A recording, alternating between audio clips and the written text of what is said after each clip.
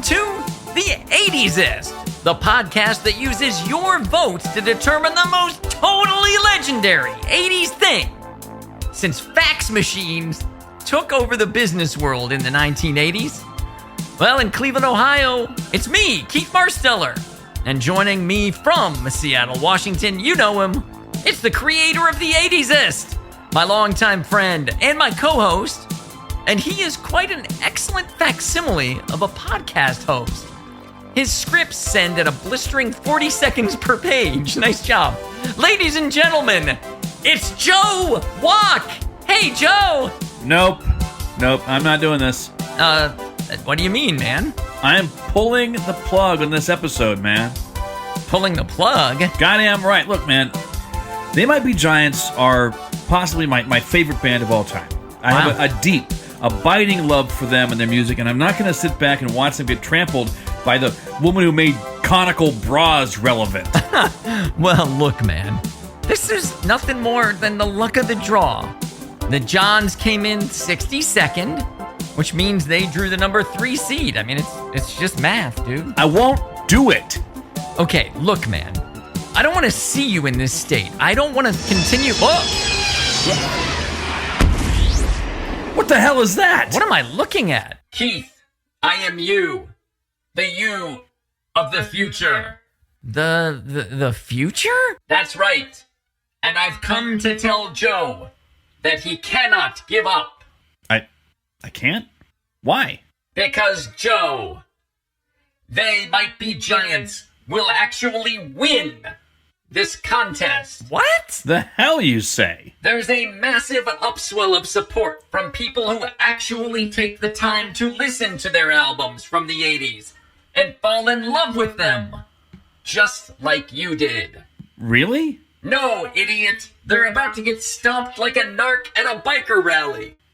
Hey, good one, future me. I just wanted to stop by and see the look of heartbreak on this dipshit's face. I gotta go.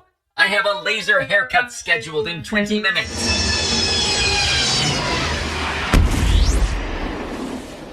You guys are both assholes.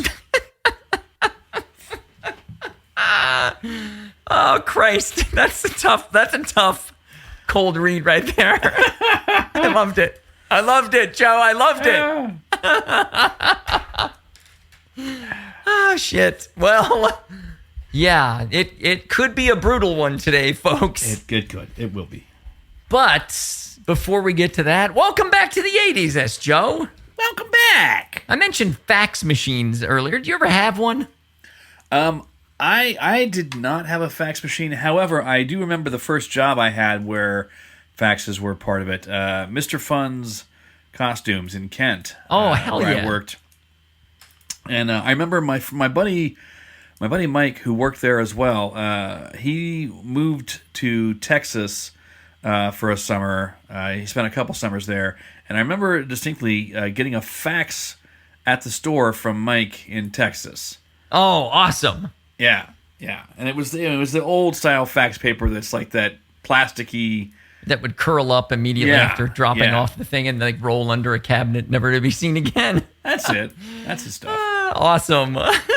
Well, yeah, I mean, faxes. Oof. We've come a long way, haven't we? We have.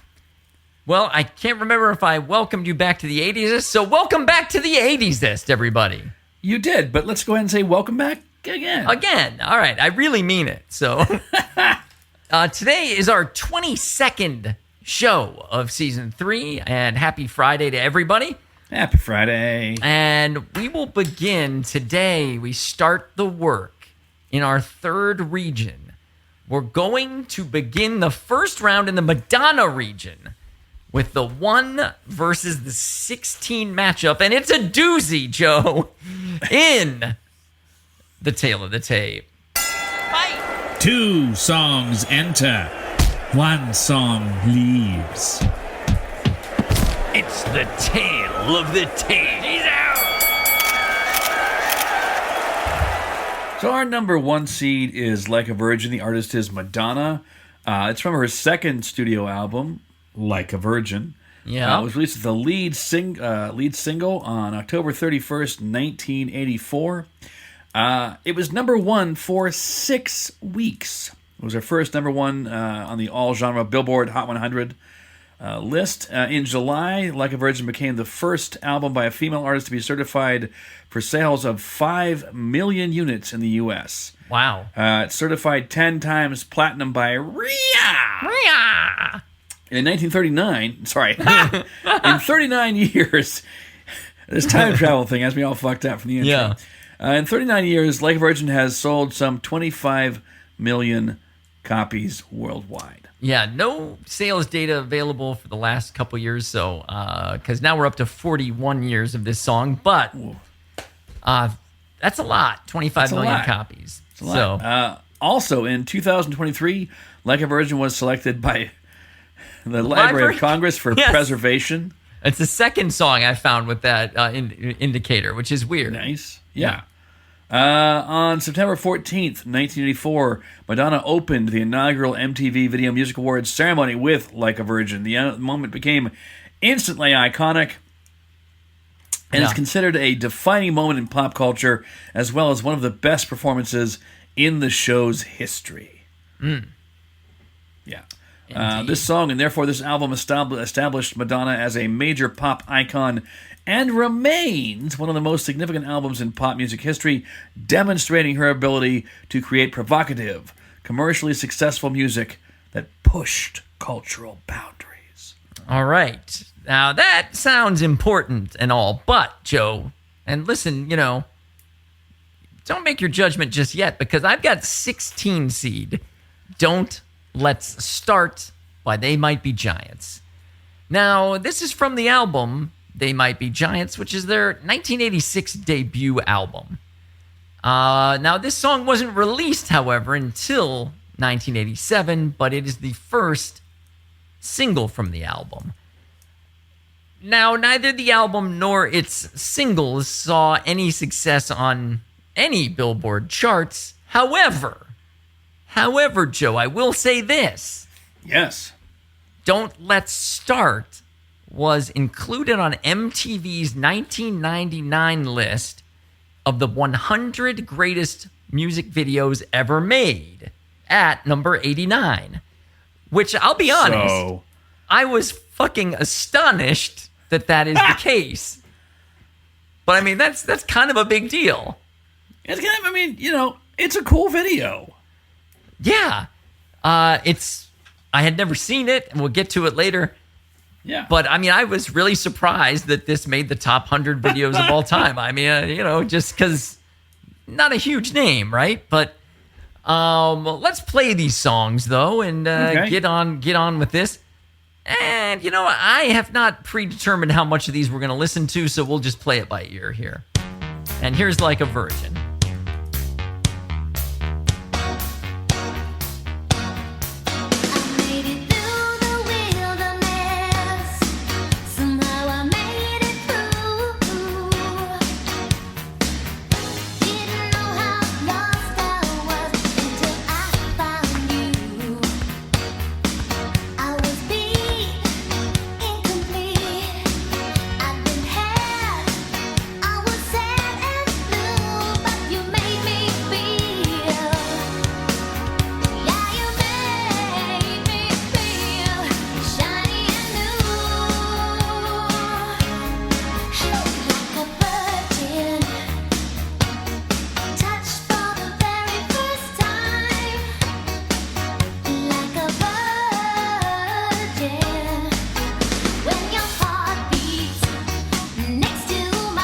All right, and before she gets us into that second verse, I'm just going to go ahead and cut her off there. All right. And now, let's hit Don't Let's Start. Don't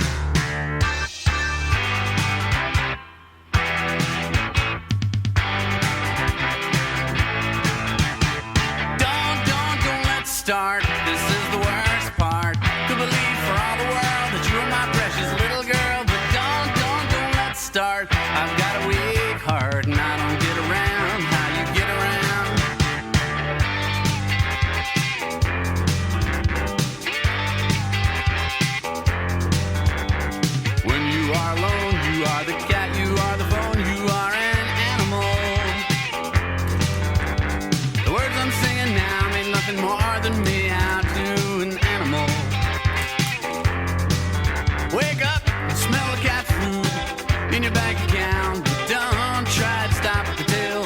Wags the hound, D, world destruction, over an overture. And do I need apostrophe D? Need this don't let's start. This is the worst part. Could believe for all the world that you are my precious little girl. But don't let's start. I've got a weak heart and I don't get around how you get around. All right, we'll stop it there. That seems to be a good spot for that. Yeah. And those are the two songs back to back. And now, Joe, let's discuss, are these songs legendary? Are they 80s? Let's find out who's to blame for this shit, and we will do it. Joe, after listening Now. to that song, I want to field strip you of your rank of co-host.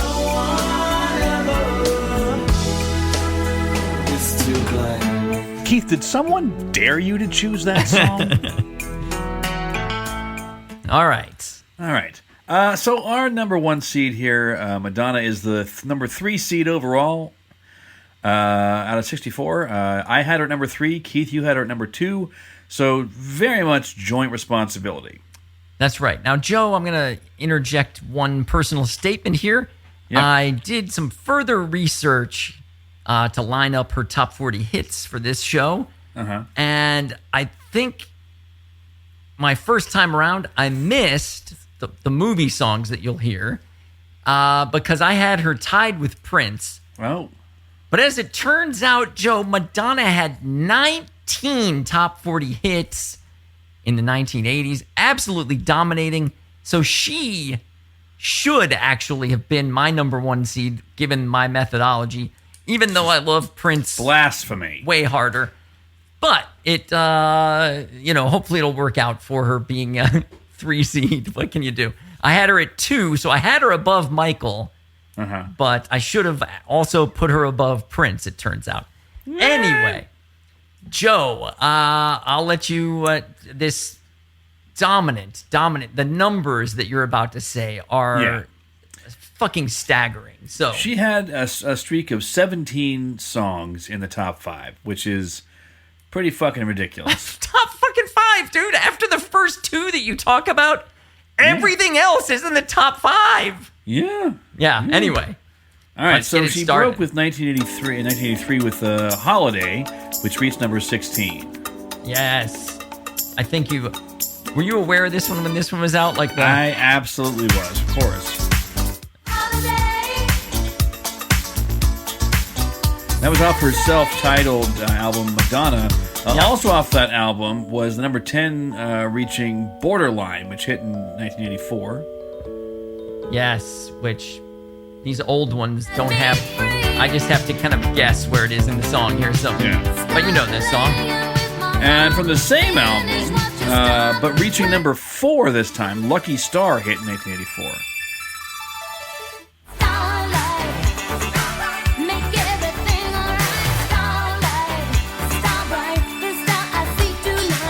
And then also in 84, she came out with another album, Like a Virgin, from which this song we're talking about today, Like a Virgin, hit. And this one hit number 1.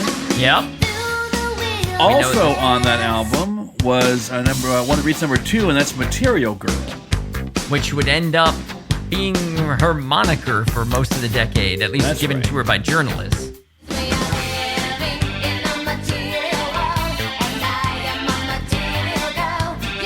In 1985, she had 2 songs that were on movie soundtracks. The first one of those is Crazy for You for the movie Vision Quest, which hit number 1. Did you ever see Vision Quest? No, although I am aware of it. Okay, I've seen that one. I have not seen the next movie you're going to mention. The next movie is Desperately Seeking Susan, which gave her the number 1 hit, Into the Groove. Yes.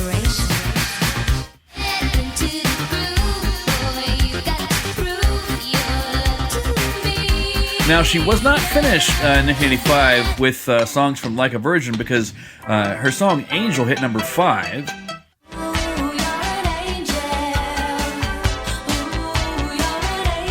Also hitting number 5 from that same album was the song Dress You Up.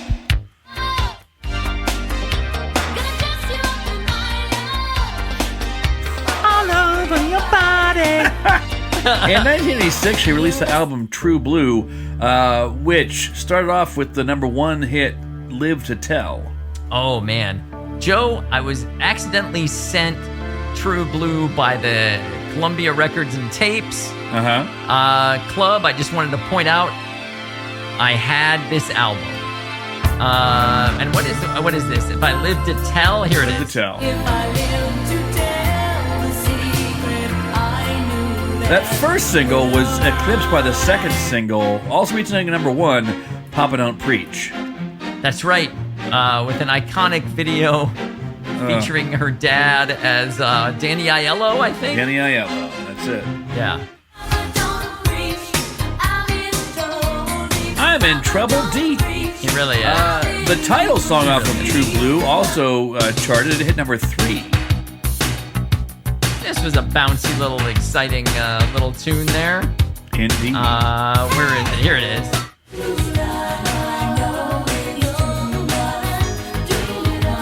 From the same album, but hitting in 1987 was Open Your Heart, which also hit number 1.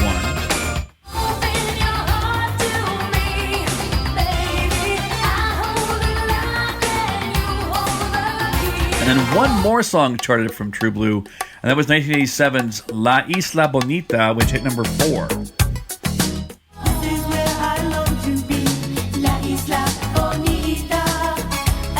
Oh, Lord. They had Madonna acting in more movies, including one called Who's That Girl in 1987, which spawned the song Who's That Girl, which hit number 1. Yep, there it is. And from the same movie, reaching number 2 was Causing a Commotion. Oh, yeah, here it is.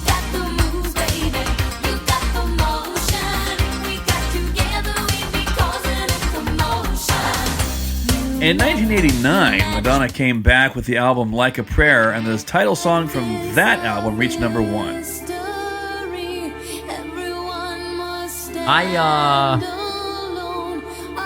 I'll admit, Joe, I kind of like this song. I don't know. What can I tell you? All right. What else? From the same album, but only reaching number 2 was Express Yourself. Oh, yeah, okay.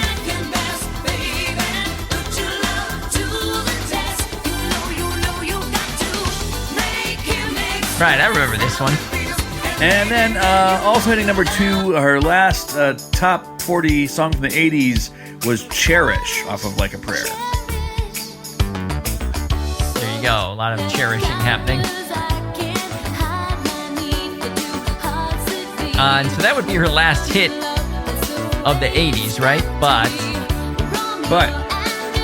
she would follow this up in early 1990 with the number 1 hit album Vogue, and would continue to crank out hits enough to be named Artist of the Decade by MTV for the 1990s. Insane Yeah. that she could go on to be the Artist of the Decade in the next decade also, which is like, I mean, what more could she have done? Did I count how many number 1s there were here? 1, 2, 3, 4, 5, 6, 7, 8. It looks like maybe 8 number 1s, but like you said, 17 top 5s. That's pretty nuts. Yeah, so... Yeah. She had over 300 million records sold worldwide, making her the best-selling female recording artist of all time. 38 top 10 singles in the Billboard Hot 100, more than any other artist. 9 number 1 singles on the Billboard 200. 13 number 1 singles on the Billboard Hot 100. Won 7 Grammy Awards from 28 nominations. Won 20 MTV and VMAs. The most of any artist. Received the Video Vanguard Award. Has appeared as an actress in 22 films. Won a Golden Globe for Best Actress for Evita. Really? Yeah, right? Won the GLAAD Media Award for Outstanding Music Artist, recognized for advancing LGBTQIA rights and female empowerment. Ranked among Rolling Stone's 100 Greatest Artists of All Time. Music Care's Person of the Year in 2023. Revolutionized live concert productions and tours. Fashion icon who influenced multiple generations. Broke numerous taboos around sexuality, religion, and gender pop culture. And inducted into the Rock and Roll Hall of Fame in 2008. Yeah, now, Joe, there is a full Wikipedia entry dedicated to the 1,000 plus awards for which Madonna has been nominated and or won. And I'm going to put that as a link in the post that we put up because it's fucking crazy. And her career spans 4 decades, man. She continuously reinvented herself while also maintaining commercial success. And although it's tenuous right now, cultural relevance. Let's say That's true.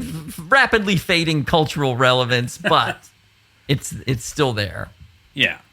All right. But she Now, was huge. Yes. So, tell me about They Might Be Giants, Joe. So They Might Be Giants, they are our 62 overall seed out of 64.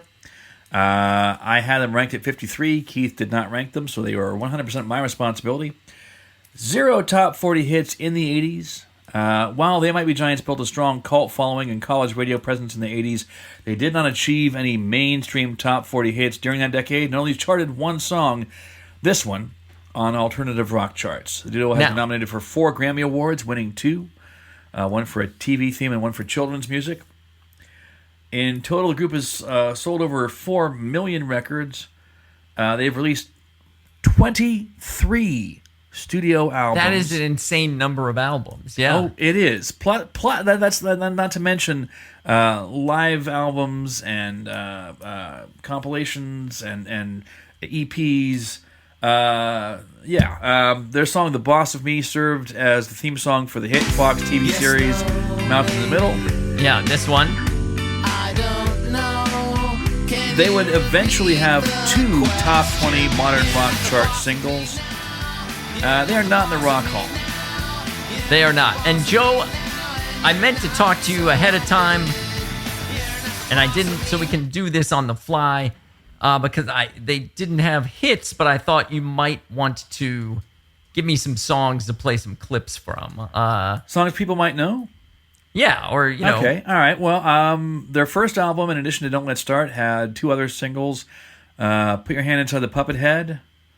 Oh, classic. That's a great song. name. All right, let's see. Put Your Hand. Oh, there's actually another song called that. Put Your Hand in the Hand. Here we go. Put Your Hand Inside the Puppet Head. All right, let me get this to full. As your body floats down Thursday with the burn smell factory closing up.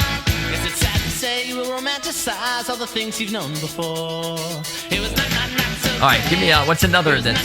Another song off that same album was Youth Culture Killed My Dog. The titles are incredible. Oh, yeah. Youth Culture Killed My Dog. Here we go.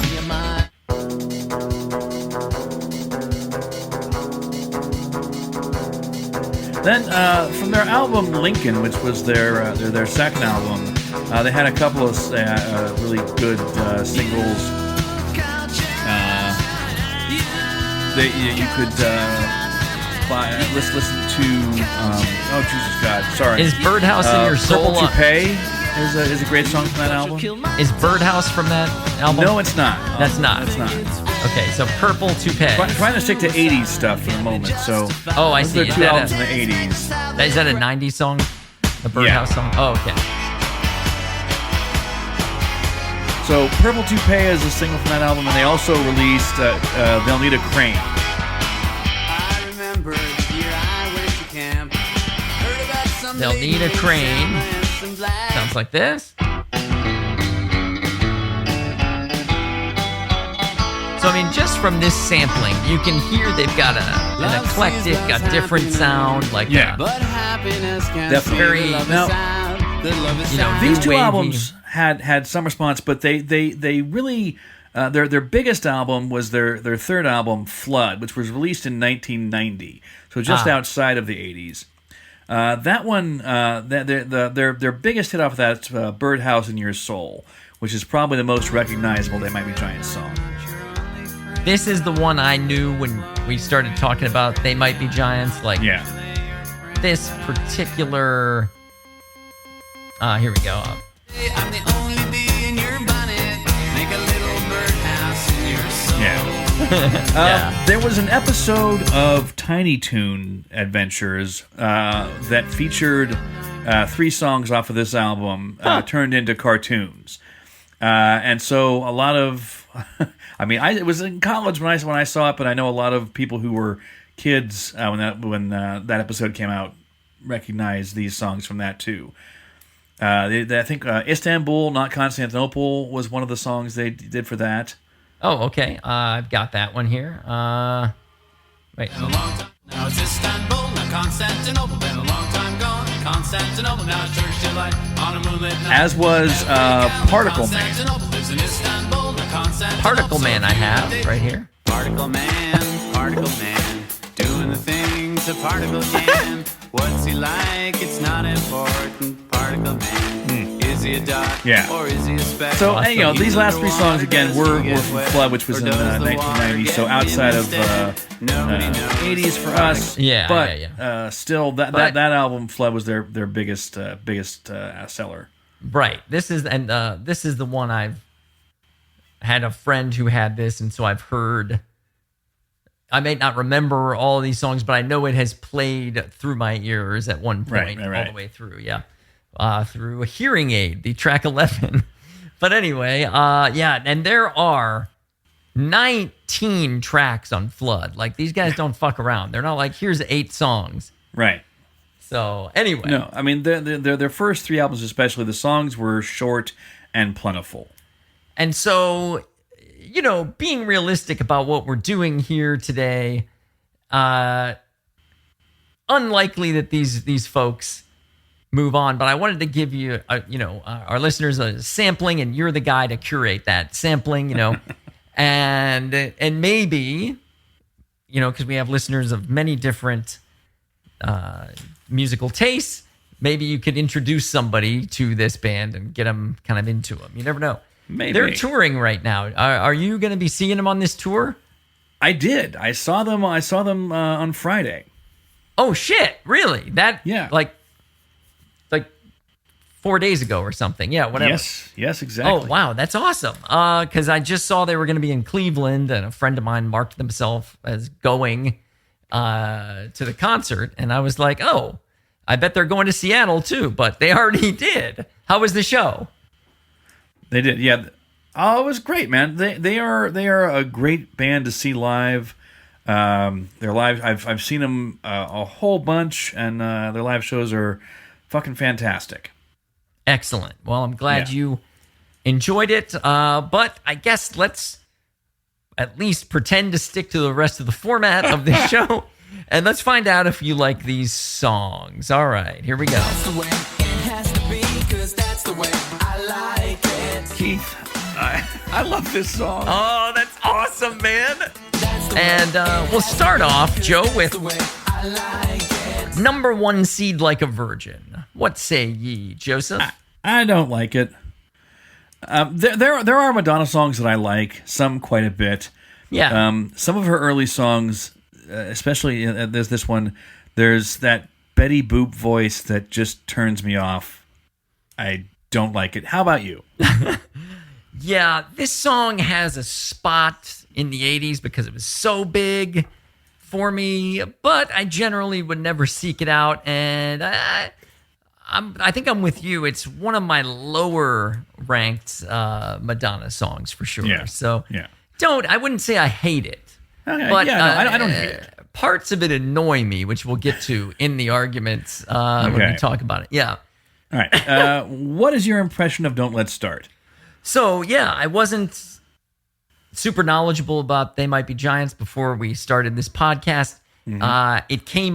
They came up quite a bit because of the college radio episode. Right. And I think that is when I became familiar with this song for the first time. Uh-huh. But it's super catchy and it's very likable, very listenable, very kind of sing-alongable.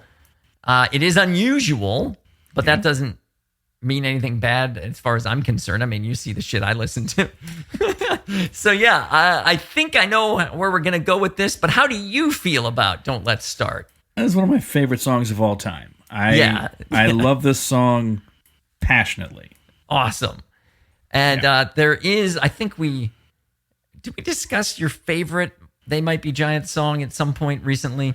I mean, this is it. This is the number one. Okay. This is number one. Yeah. Okay. Yeah. I mean, I love. There are. And Oh I'll wait, talk- you know what? It was another artist. It was the favorite Elvis Costello song that we just talked about right. recently. Yeah. Yes. Okay. So this is number one. All This is right. number one. Yeah.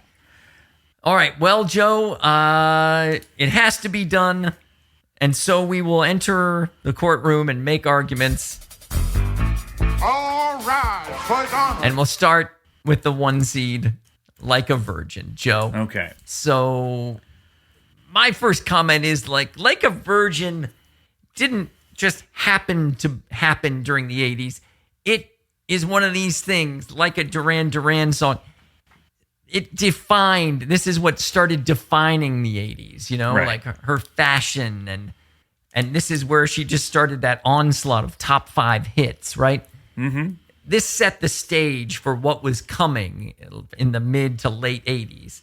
Right. And what are your thoughts? Do you know a little bit about the production of this one? I do. So it was written by Billy Steinberg and Tom Kelly. The former had just begun a new relationship after a long, rough period and came up with the lyrics one day while driving a pickup around his father's vineyards in the Coachella Valley. Interesting. Yeah, so lyrically, Like a Virgin has been described as an ode to a lover who makes the singer feel like new. Madonna commented, "I like innuendo. I like irony. I like the way things can be taken on different levels." This statement highlighted the ambiguity of the lyrics of the song, which is hung in the word like a virgin. Like a Virgin. Yeah. It Now- can be interpreted many different ways. Well, one of those interpretations is famously made in the beginning of the movie Reservoir Dogs, right? That's right. Quentin Tarantino gave himself a speech in Reservoir Dogs where he talks about the meaning of this song at length. With other people chiming Basically, in. you know, we do have an explicit tag, so we can talk about it. But essentially, I think he intimates that it's the size of her lover Right. that makes her feel like, you know, a virgin. Right. Yeah. He says this is he very crudely says this is a Yeah. woman who has a lot of sexual experience, and yet this person who she's having sex with is incredibly well endowed, and so it reminds her of the very of the first time. Yes. Right. Yeah. And Madonna probably likes that because, like you just finished saying, she likes when it's kind of ambiguous what it might mean, right? Yeah. She likes innuendo. Exactly. So, before we talk about production and videos and stuff, I've got what you must be thinking of, right? Yes. You want to set this up? Well, I mean, you know, the 80s bona fides of this song are bolstered by the existence of a top flight Weird Al song, Like a Surgeon. Yes, Like a Surgeon, which, well, let me jump to the Like a surgeon, cutting for the very first time. Like a surgeon. Now, Weird Al, being a master of parody, parody's the one thing about this song that just gets on my nerves, which is the hey! And so here he does it. Like a surgeon. Like that. It's that fucking stupid hey that she does in between. And the best part of the video, or of the song for me is the heart monitor and the ending, right? I can hear your heartbeat for the very last time. Just fucking great. It's an important enough song to Weird Al that when they did the biopic of him a few years back with Daniel Radcliffe, Madonna was actually a character in it, in this fictionalized biopic of Weird Al. Oh, that's awesome. And yeah, became the woman who leads him on the primrose path.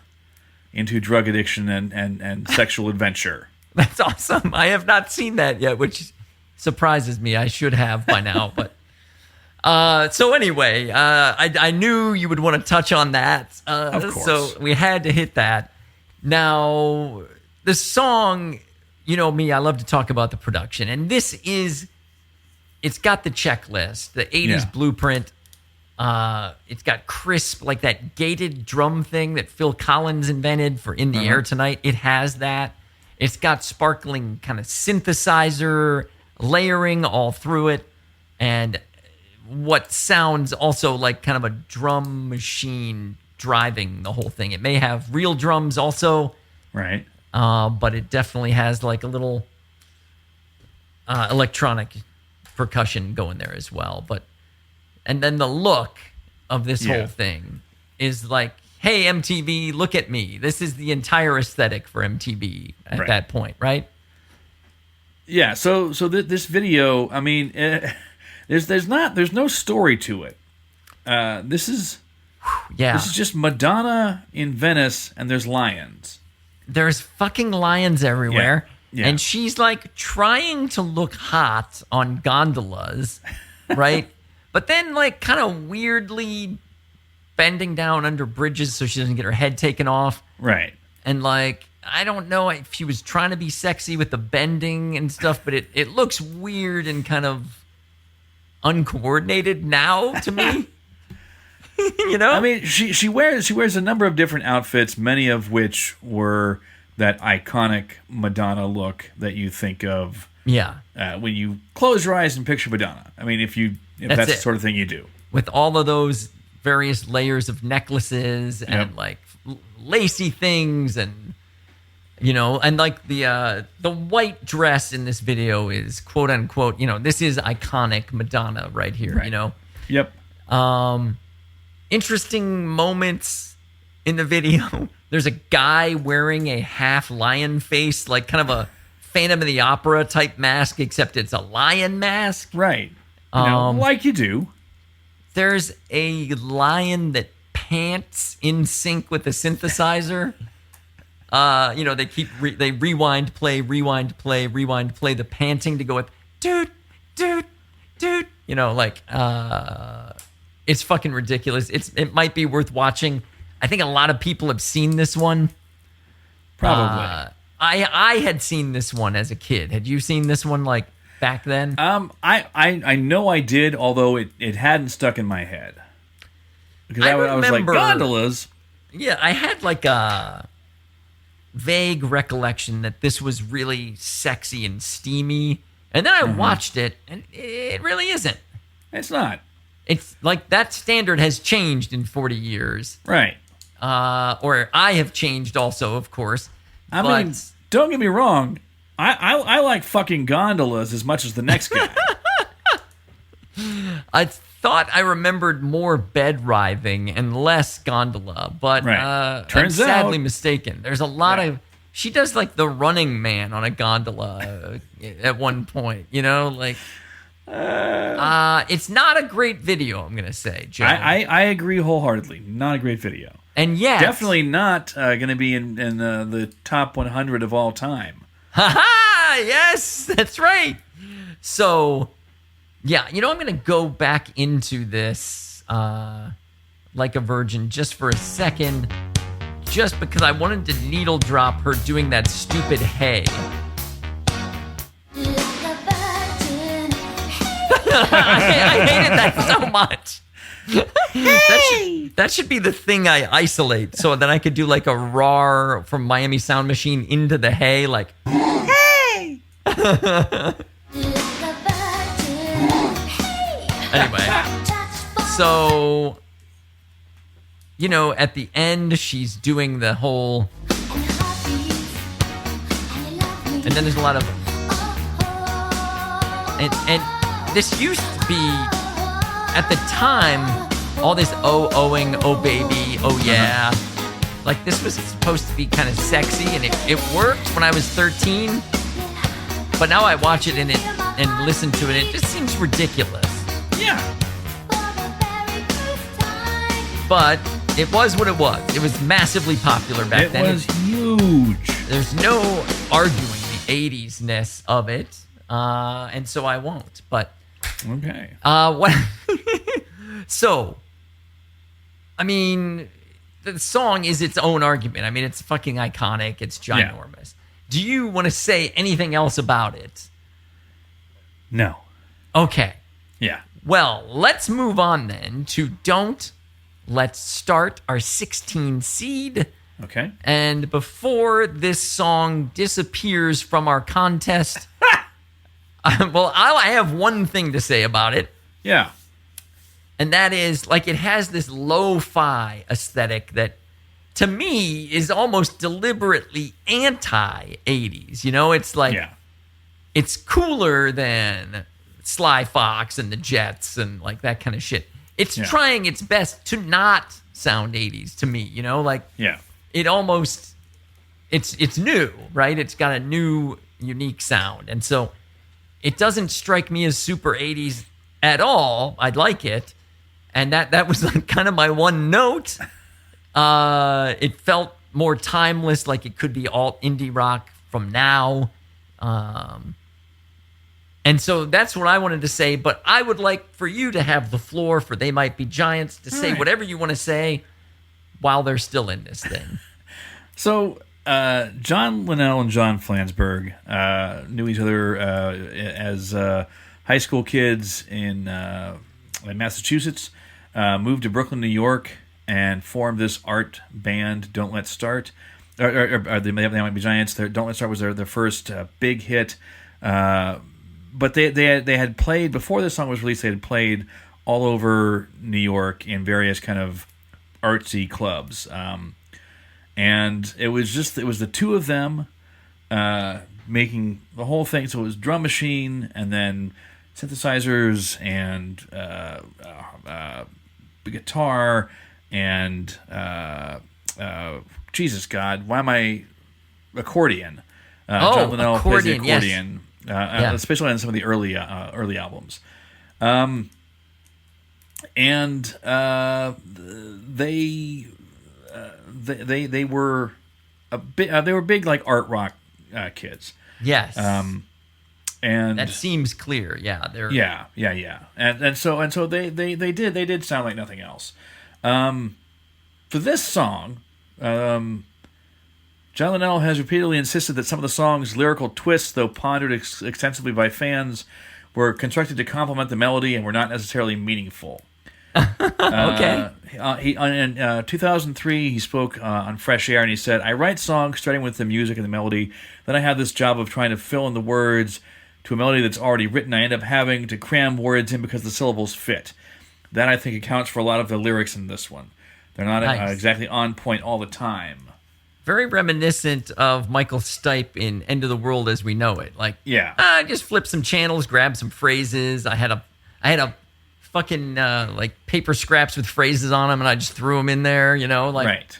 Yeah, it sounds very similar to that. And the two bands don't sound alike, but they're more of the same genre than they are of Madonna's genre, right? So, right. Yeah. In a 2025 interview with AV Club, John Linnell said, "We had a discussion about where it belonged to the record, and I felt it was not so strong enough that we moved it to later in the album. It was going to be the first track, and we thought, no, let's move it further back. And we put Everything Right Is Wrong Again on the top. My concern was that the song didn't have the sort of mission statement that we were hoping to get across, and that instead it was just a poppy melody." And he was also, he said before that he was embarrassed by the phrasing, "Don't Let's Start," he said, seemed a little, like, weirdly British to him. It's definitely unusual. It's not something that I've ever said in conversation, right? Exactly. I mean, so here's the deal. In conversation we would say, "Let's not start that." Yeah. Don't start. Yeah. So this song, I first encountered. I've told the story about the girl who lived in Pennsylvania who came and saw the Aerosmith.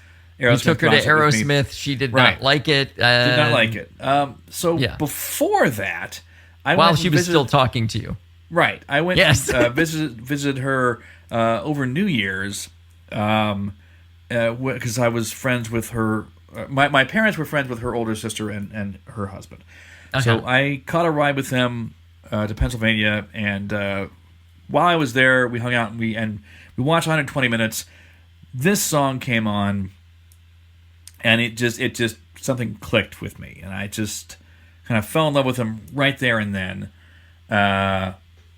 Hunted down what I thought was this album, and it turns out it was their second album, Lincoln, which became probably my favorite album of all time. Nice. I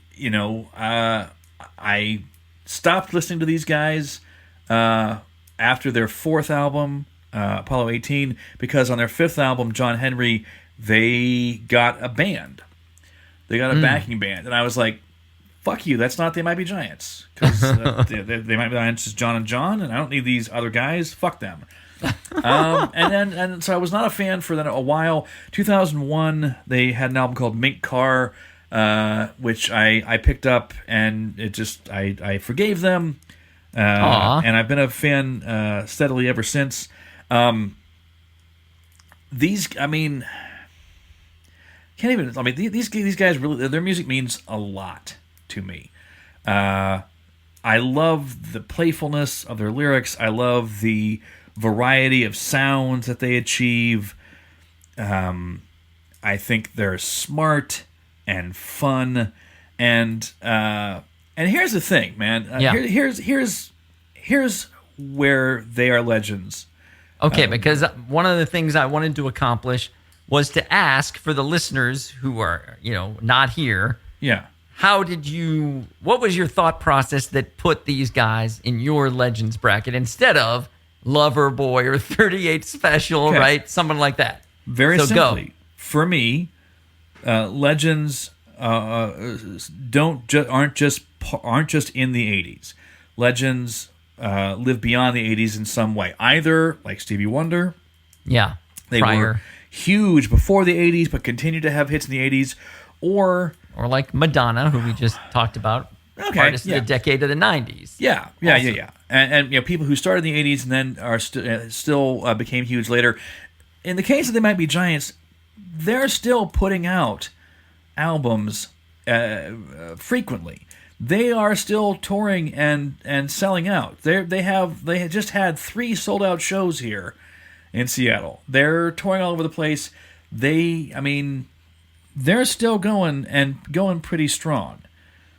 And to me, that's pretty fucking legendary. Okay. I see the argument. I obviously was going by numbers, and so they didn't even register for me. Absolutely.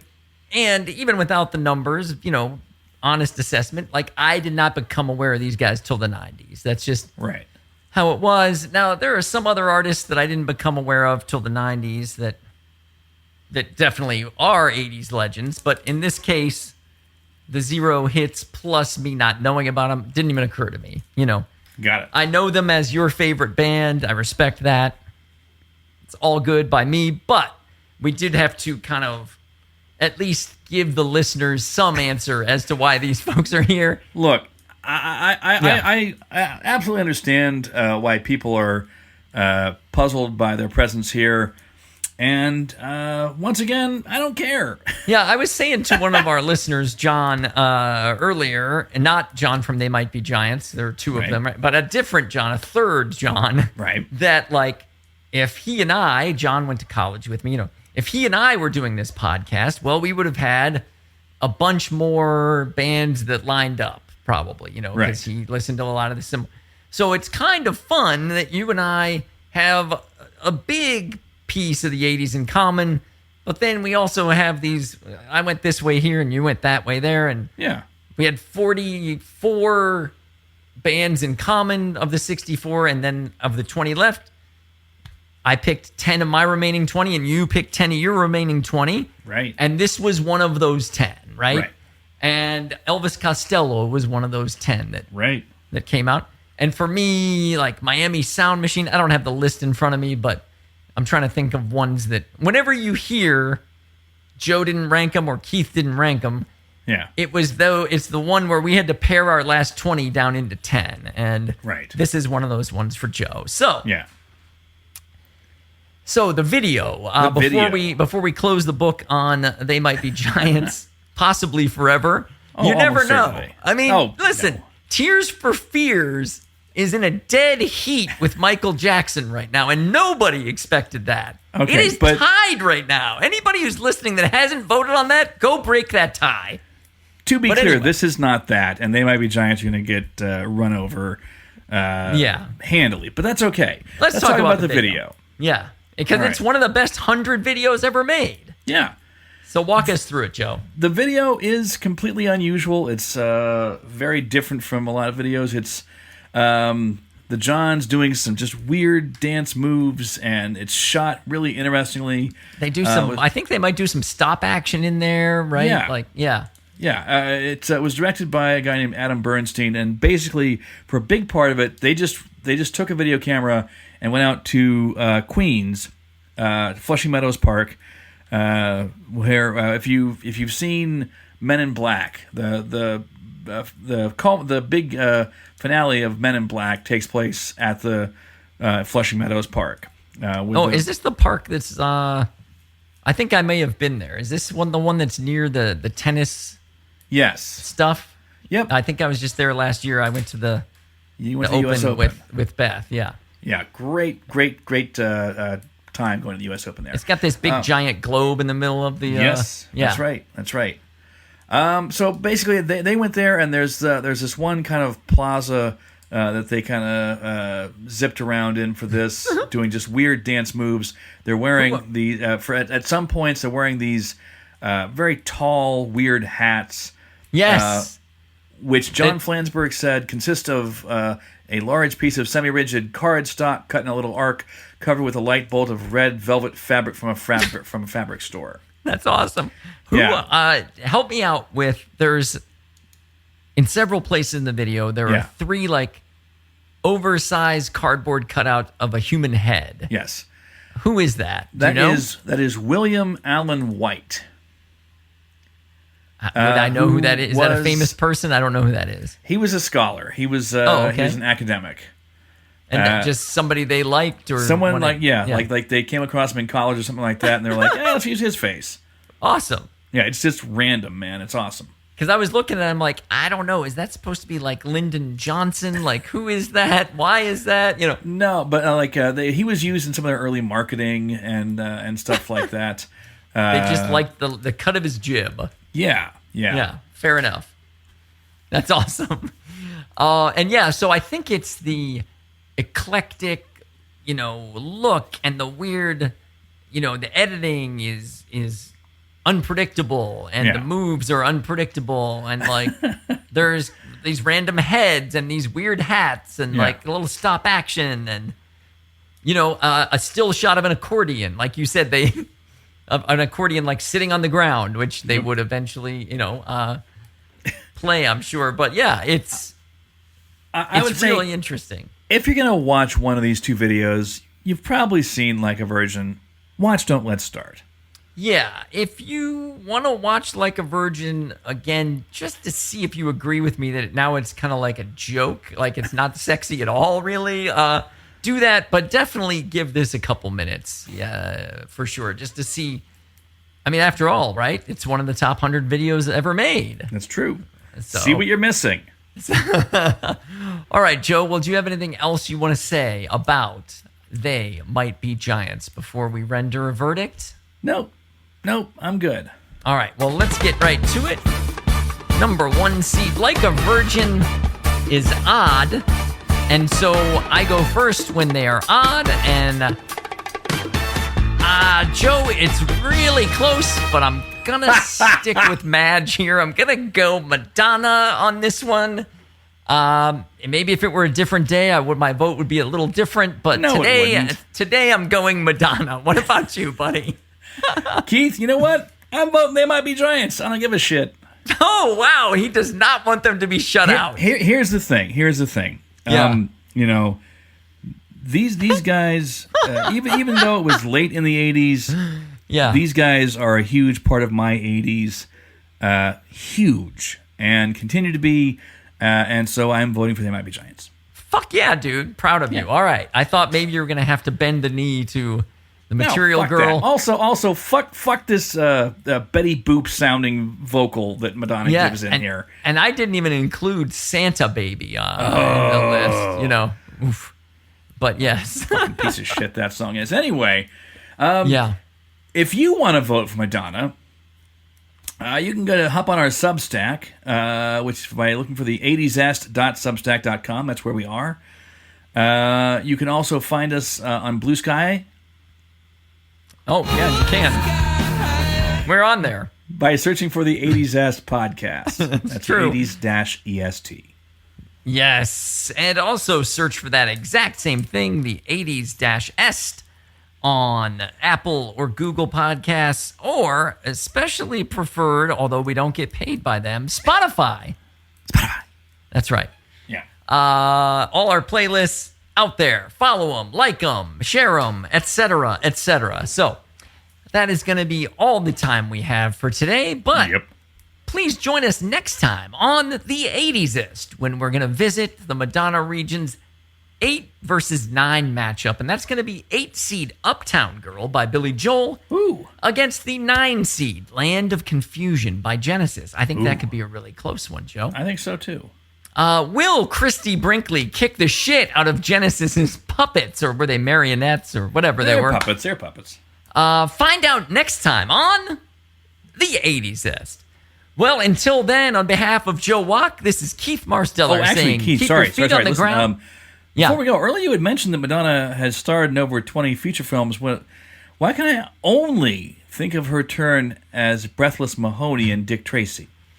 Well, I assure you, Joe, she has done 21 other films, okay? But listen.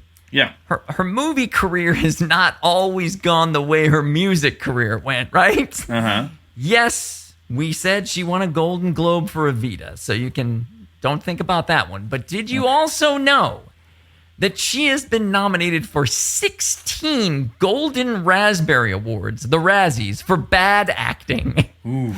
And she has won, in quotes, a record for women, 9 Razzies. Only Sly Stallone has more with 12 Razzies. Wow. I know plenty of community theater actors with way more acting ability than Madonna. I did not know she was historically bad, though.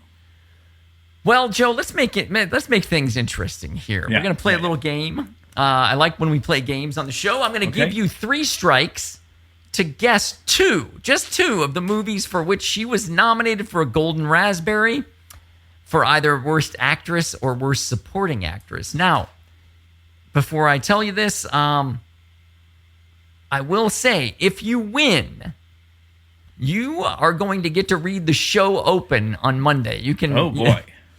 That's right. You will do the intro to the show. So, I don't know if you want to win or not, but here we go. Can you name Madonna movies for which she was nominated for a Razzie? All right. And I'm going to ask you to look away from the show sheet now because I have the answers hidden here. Okay. And I have to highlight them to know whether or not, I have them in white font, and now I'm going to highlight them so I can read them. All right. Go ahead. All right. I am going to start by guessing Truth or Dare. Truth or Dare? I'm sorry. Oh. She did not win the Razzie for Truth or Dare. I'm sorry. All right. She lost to Sean Young for A Kiss Before Dying. Oh, boy. All right. Yeah. I am trying to think of names of Madonna movies. There was, Shanghai Surprise? Joe, Shanghai Surprise. In 1987, she won Worst Actress for Shanghai Surprise, which came out in 1986. Yeah. Yeah. With co-starring, if I'm not mistaken, her husband at the time, Sean Penn. In fact, that's correct. She may have met him on Shanghai Surprise. I'm not sure. Okay. Yeah. Then subsequent husband, Guy Ritchie, directed her in a movie. Was Would it be cheating if I looked at an IMDb page? No. Tell me what the movie's about, though. And I'll just... Man, You're right there. I don't remember. Hold on. Hang All on. right, that's okay. I will just tell you Yeah. that, in fact, in 2003, the 23rd Razzie Awards, it was Okay. her biggest year, as Madonna picked up 4 nominations in one year, and including winning Worst Actress for Swept Away, Swept Away. God damn it, that was it. directed by Guy Ritchie. Okay. And she also, that year, won Worst Supporting Actress for Die Another Day, in which she had a 1-minute cameo. She also won Worst On-Screen Couple for Swept Away with Adriano Giannini. She won that one. And then she was nominated for Worst Original Song for Die Another Day, but she lost. Lord. Joe, you have done it. You have named 2 of the songs that she won, or 2 of the movies that she won Razzies for. You win. On Monday's show, you will read my classic introduction on our 150th The 80s-ist on Monday. We're hitting the 150? That's right. We will hit 150 episodes, and you will be the one that reads the intro. So, you did it, Joe. Now, she also won for Worst Actress 1988 for Who's That Girl? Okay. She also won Worst Actress 1993 for Body of Evidence with Willem Dafoe. Oh, right. She also won Worst Supporting Actress for 4 Rooms in 1995. Okay. And she won Worst Actress for The Next Best Thing in 2000. Now, in addition to her individual film work, Madonna was honored by the Razzies in 2000, Joe, as the worst actress of the 20th century. That's saying a lot when Pia Zadora's out there, but okay. Imagine the kind of guts it takes to come back and win 5 more Razzies after being named the worst actress of a century. Madonna, you've written for me here, had to beat out Bo Derek, Brooke Shields, Pia Zadora, and yes, Elizabeth Berkley. Wow, I sure wish I could hear some of the work that got her this distinction. I thought you'd never ask, Joe. I have some right here.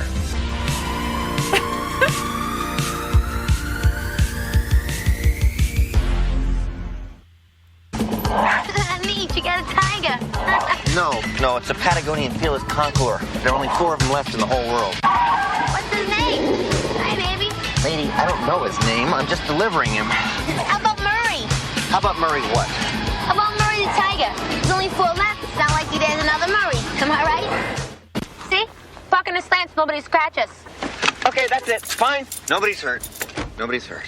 Don, don't be mad at me, okay? It's just that I've been stuck in that cage for 4 years, and I just went a little crazy, and it won't happen again. You're right. You're right. This will not happen again. But as long as we're here, can we go in for a few seconds? No. Please? No. Why not? The bus doesn't leave for half an hour, and I can't go back to Philly without any presents because my mom, she thinks I've been shopping. Shopping? For 4 years? Mm-hmm. So I can't exactly go back empty-handed because it isn't very nice. All right. 15 minutes. And then straight to the bus station. You promise? Promise. Who are you? All right, Joe, there you go. That is some of the dramatic stylings of Madonna, and that is awful. I mean, hardly any enunciation. What is happening there, man? It's Just real bad. someone who, I mean, look, Elvis got the new movies. Kenny Rogers got the new movies. Kenny Rogers was fucking Meryl Streep compared to this. That's I mean, Jesus Christ, this is terrible. Anyway, I have seen Body of Evidence, part of it. It was awful. I guess I've seen Die Another Day. I don't remember her being in it, but No. But apparently she was. Have you ever seen? I've never saw Who's That Girl. I never saw Shanghai Surprise. I saw 4 Rooms. I saw Truth or Dare. Oh, okay, all right. Yeah. Anyway, there's. Did you see Dick Tracy? I did. Was she awful in it? Yes. Yeah. By the way, I love that you did not know the script, and you called out Pia Zadora before she appeared in the nominees for the worst actress of the 20th century. That was so great. Yeah, well, she's famously awful. I love that it was Bo Derek, Brooke Shields, Pia Zadora, and Elizabeth Berkley got nominated on the strength of one movie, Showgirls. I mean, to be fair, it was really bad. It's so bad. Anyway, thanks for playing along in the game, Joe, and you better start warming up those pipes to introduce the 80sist on Monday. La, la, la, la, la, la, la. All right, that's our show, folks. Have a great night, Joe. So long.